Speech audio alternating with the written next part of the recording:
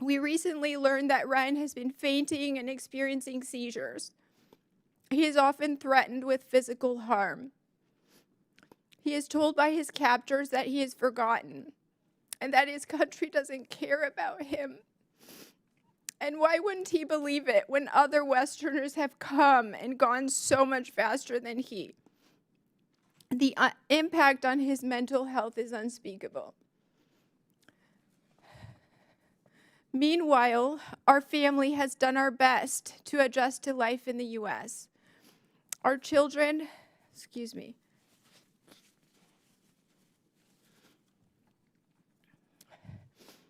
Our children transitioned from homeschooling to public school.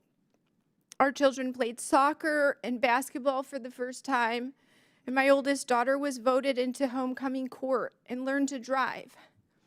Milestone birthdays have come and gone, including a sweet 16 and Ryan's 40th, all while mourning not just the absence, but the uncertainty of Ryan's condition and what he will be like when we finally see him again.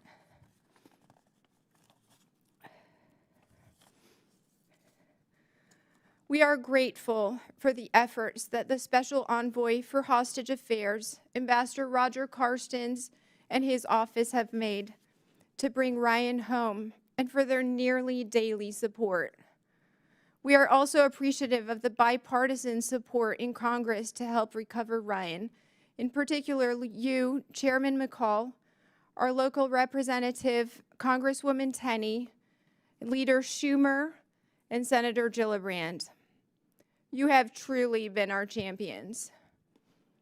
We are in communication with the White House and are thankful for the National Security Council's direct engagement and look forward to meeting with them this afternoon. Despite these efforts, we have been unable to even secure regular health and safety visits for Ryan, much less to progress efforts to secure his release.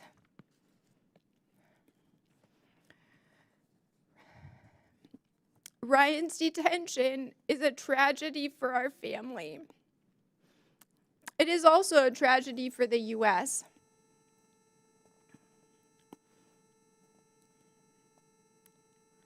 That someone could be held simply for being an American. I know there are engagements to bring Ryan and other Americans like him home, but for us, the process has gone on for 15 months. With no clear path, only one phone call, and one brief welfare visit. I'm thankful to live in a country where both sides of the aisle are united on prioritizing the health, safety, and return of Americans wrongfully detained abroad.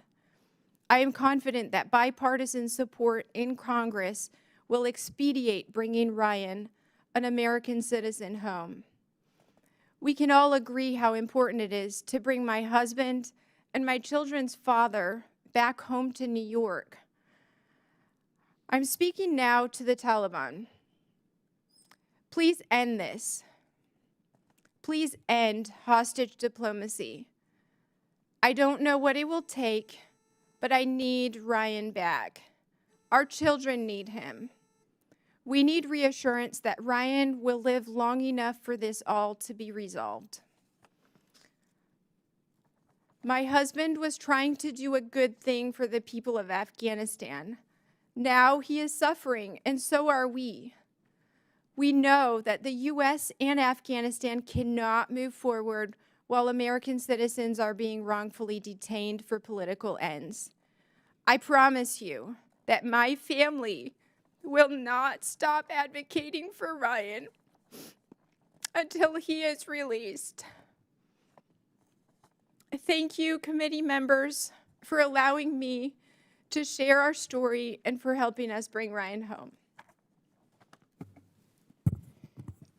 Thank you, Anna. I know that was difficult but very powerful. And I, on behalf of myself and the committee, you have our deepest sympathy for what you're going through. I can't imagine the pain and suffering that your family is feeling right now.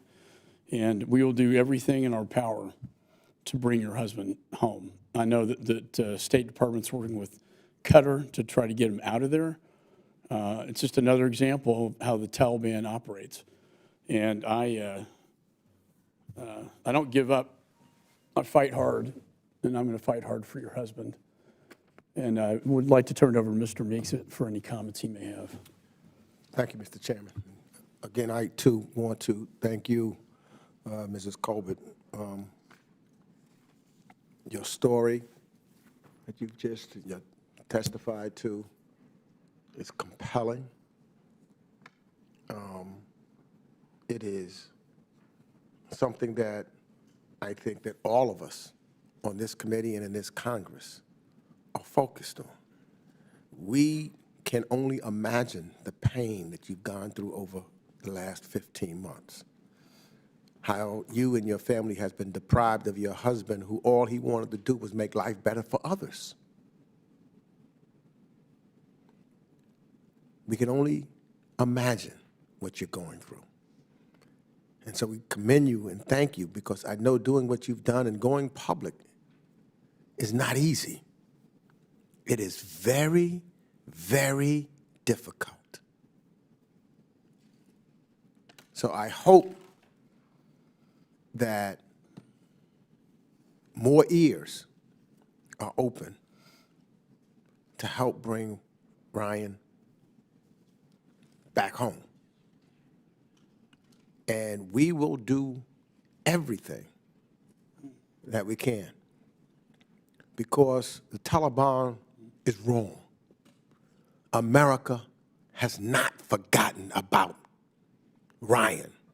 America will never forget about Ryan until he's brought home to you safely. Thank you for being here this morning. I yield back.